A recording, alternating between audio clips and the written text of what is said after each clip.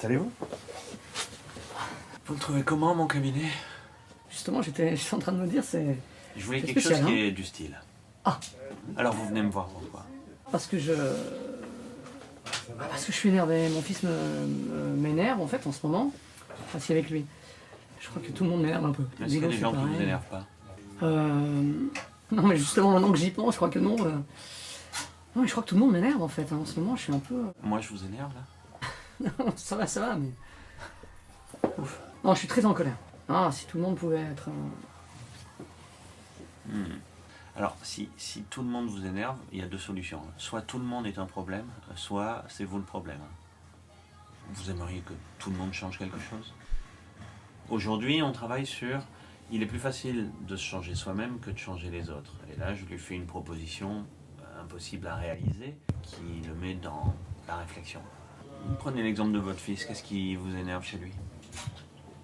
Ah non, mais là, c'est... Je sais pas, par exemple, on a une soirée entre amis, je lui demande de débarrasser la vaisselle, je fais autre chose pendant ce temps, je reviens, il y a toujours un tas de vaisselle, il a pas fait ce que je lui ai demandé, ce genre de choses, quoi. C'est comme si il écoutait pas ce que je lui demandais.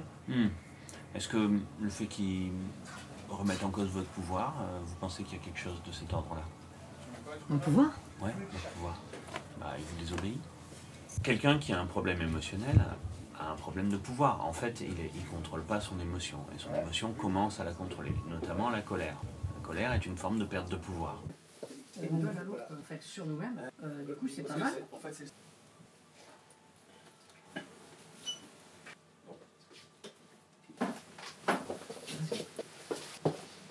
Avoir une émotion excessive, c'est une perte de pouvoir. Et très souvent, on va l'attribuer à d'autres personnes. Et on essaye d'avoir le pouvoir sur les autres. J'aimerais que tu te comportes autrement. Alors qu'en fait, c'est le pouvoir sur soi qui est défaillant. Vous, votre fils, quand il vous obéit pas quelque part, ça prouve qu'il a cette capacité de résister au fait que les autres essayent de l'influencer et de lui dire ce qu'il a à faire. Qu'est-ce que vous en pensez? Mais vous voulez que votre fils soit un petit mouton obéissant dans la société moderne, ou vous voulez que votre fils soit quelqu'un qui apprenne à se défendre? Qu'est-ce que vous avez envie de faire? Ouais, je crois que je vais aller faire de la boxe.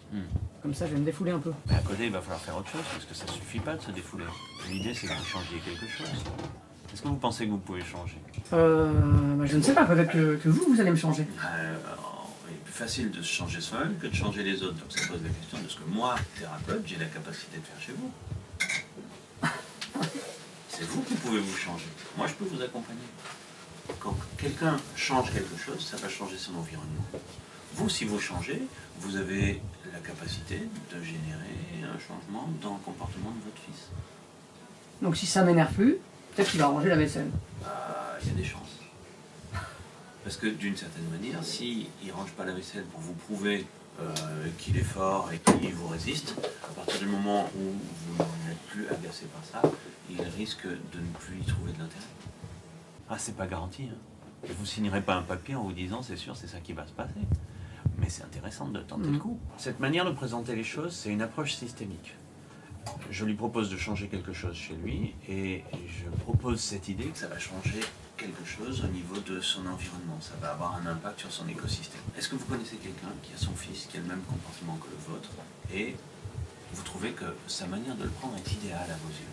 Ah oui, j'ai un ami en effet, alors c'est peut-être pas sur la vaisselle, mais qui, lorsqu'il demande un truc à son fils, et que son fils ne le fait pas, il est plutôt calme, ouais. Il a même de la distance. Comment il fait pour faire ça? Là, on travaille sur un autre présupposé. Tout est modélisable. Modélisable, ça veut dire qu'on peut copier le fonctionnement des autres. Tout est modélisable, il suffit de le découper en parties suffisamment petites. Et ça peut être l'objet d'une prochaine vidéo.